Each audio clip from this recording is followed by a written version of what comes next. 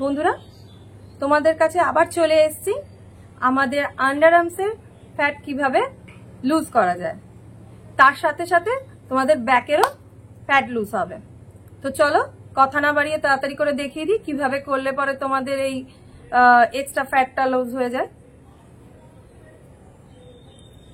1 2 3 4 5 6 7 8 9 10 11 12